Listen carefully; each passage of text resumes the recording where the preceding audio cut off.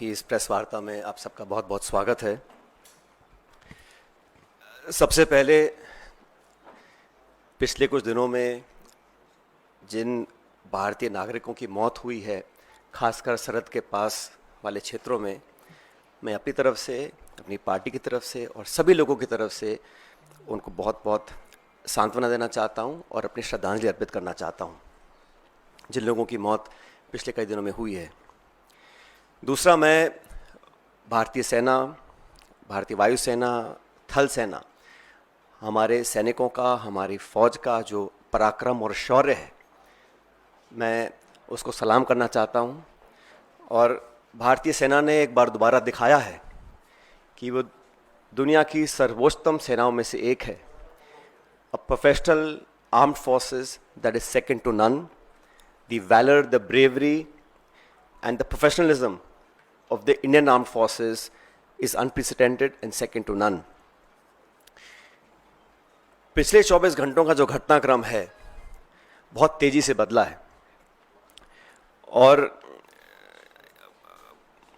हम सबको बड़ा आश्चर्य हुआ जब सीज फायर की जो घोषणा है वो अमेरिकी राष्ट्रपति ने करी। ये शायद पहली बार हुआ है कि इस प्रकार की सीज फायर की घोषणा सोशल मीडिया के माध्यम से अमेरिका के राष्ट्रपति करते हैं। और जो उन्होंने अपने सोशल पोस्ट पर लिखा है उस पर भी हमको ध्यान देना चाहिए।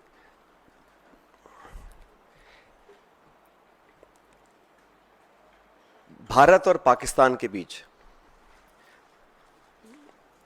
जो मसला है उसका अंतर्राष्ट्रीयकरण करने का जो एक ये नया कदम हम लोगों ने देखा है, ये बहुत आश्चर्यजनक है। और कांग्रेस पार्टी बहुत लंबे समय से इस मांग को करती आई है कि हम लोगों को पार्लियामेंट का एक विशेष सत्र बुलाना चाहिए। आप सबको याद होगा 1994 में कांग्रेस की सरकार में सर्वसम्मति से एक प्रस्ताव पारित किया था जहां पर पीओके को वापस लेने की सहमति संपूर्ण संसद के सभी सदस्यों ने एक स्वर में ली थी। 1994 का जो रेजोल्यूशन है, समय आ गया कि उसको हमें दोबारा दोहराना चाहिए। और इस पूरे प्रकरण में पहलगांव के आतंकी हमले के बाद देश में शायद पहली बार अनप्रेसिडेंटेड और एक तरफा समर्थन भारत सरकार को सब पक्षों से मिला। सभी दल, सभी विचारधारा, 140 करोड़ लोग भारत सरकार के साथ खड़े रहे और हमने साफ कहा था कि पहलगाम में जो आक्रमण हुआ है वो भारत की आत्मा पे आक्रमण है और इसका मुंह तोड़ जवाब देना अति आवश्यक है। सेना ने जो कदम उठाए उस पर हम सबको बड़ा गर्व है और जो आतंकी इलाकों पर, ठिकानों पर जो अटैक करा उसका हम सबको बहुत संतुष्टि इस बात की है कि हमारी भारत की सेना उस काम को कर पाई। लेकिन अनवेवरिंग, अनप्रेसिडेंटेड सपोर्ट जो भारत सरकार को दिया, मैं समझता हूं कि हमारी जो मांग है उसको सरकार को सुनना चाहिए और एक विशेष सत्र पार्लियामेंट का बुलाना चाहिए। काफ़ी चीज़ें उसमें डिस्कस होनी भी चाहिए और देश एकजुट है आतंकवाद के खिलाफ और पाकिस्तान के दुस्साहस के खिलाफ, ये संदेश पूरी दुनिया में जाना चाहिए।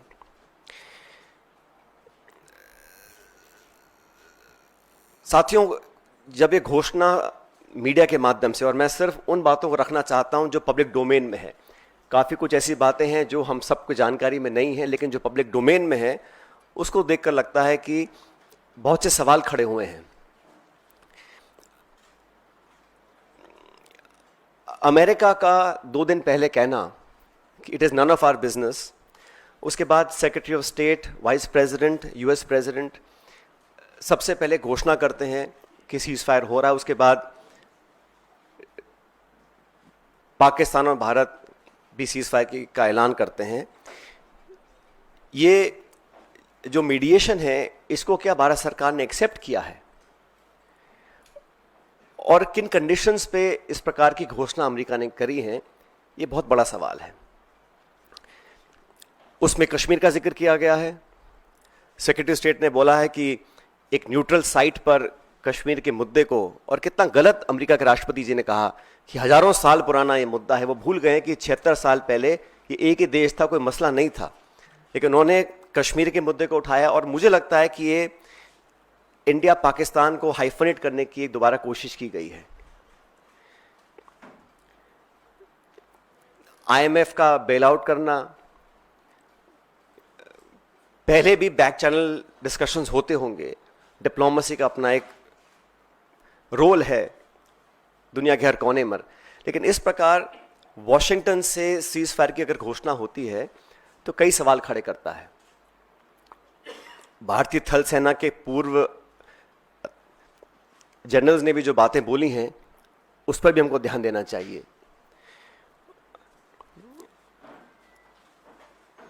मैं मानता हूं कि सीज फायर की घोषणा के बाद जो कल बॉर्डर पर लगातार वायलेशंस हुए, गोले दागे गए, ये उस विश्वसनीयता को खत्म करता है। अगर सीज फायर हुआ है, अनाउंस हुआ है, दोनों पक्षों ने, डीजीएमओज ने बात कर सीज फायर की घोषणा करी है, उसके तुरंत बाद रात भर जो खबरें हमें देखने को मिली हैं उसमें निरंतर वायलेशंस हुए हैं सीज फायर के। इसलिए मैं मानता हूं कि हम लोगों को एक ऑल पार्टी मीटिंग बुलानी चाहिए भारत सरकार को, और जो पिछली 2 मीटिंग्स में नहीं हुआ वो इस बार करना चाहिए। प्रधानमंत्री जी को इस ऑल पार्टी मीटिंग में आना चाहिए और पूरे देश को कॉन्फिडेंस में लेकर सभी दलों को, क्योंकि सभी दलों ने अपनी विचारधारा को परे रखते हुए समय पर भारत सरकार को संपूर्ण समर्थन दिया था, और जो ऑल पार्टी मीटिंग्स बुलाई गई उसमें प्रधानमंत्री जी नहीं आ पाए थे। तो एक और ऑल पार्टी मीटिंग बुलानी चाहिए जिसमें वो सबको कॉन्फिडेंस मिले, सब पॉलिटिकल पार्टीज को और देश को कॉन्फिडेंस मिले कि सीज फायर हुआ है, किन शर्तों पर हुआ है, और अगर सीज फायर की घोषणा के तुरंत बाद रात भर पाकिस्तान गोलाबारी कर रहा है, सरहद पर मोटर फायर कर रहा है, तो उनकी विश्वसनीयता पर कब तक विश्वास किया जा सकता है, और क्या गारंटीज हैं कि भविष्य में इस प्रकार की घटना को अंजाम नहीं दिया जाएगा। क्योंकि पाकिस्तान की सेना, पाकिस्तान का पॉलिटिकल सेटअप इस देश से बहुत फर्क है, तो वहां पर क्या अश्योरेंसेस हैं, क्या गारंटीज हैं, और क्या विश्वसनीयता बची है कल की ढेर सारी वायलेशंस के बाद, ये एक बहुत बड़ा सवाल है।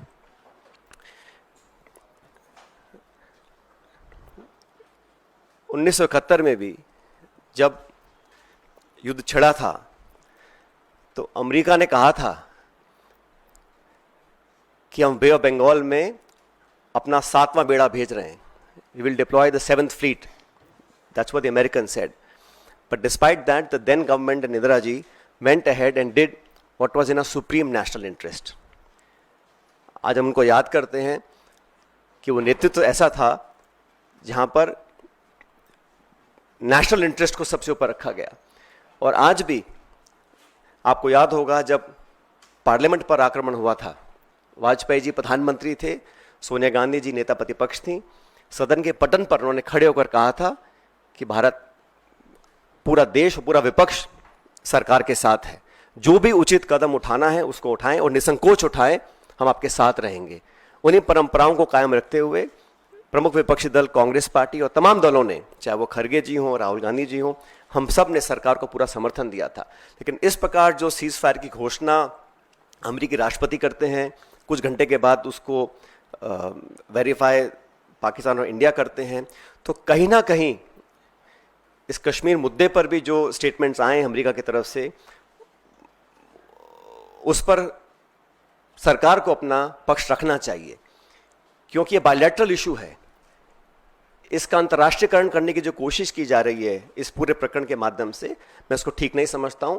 एक विशेष सत्र पार्लियामेंट का बुलाना चाहिए और कम से कम 1994 का जो रेजोल्यूशन था उसको दोबारा अडॉप्ट करें और देश के सामने स्पष्ट तरीके से कहा जाए कि no third party involvement will be accepted, it is a bilateral issue and it is India's and Pakistan issue and no country including America should have a space to intervene in a bilateral issue. अब तक हमारे पिछले कई दशकों की जो foreign policy थी, जो स्टेटेड पॉलिसी थी, वो बड़ी स्पष्ट थी उसमें कहीं मीडिएशन का, नेगोशिएशंस का, थर्ड पार्टी इन्वॉल्वमेंट का कोई स्कोप ही नहीं था, चाहे कोई प्रधानमंत्री हो, कोई सरकार हो।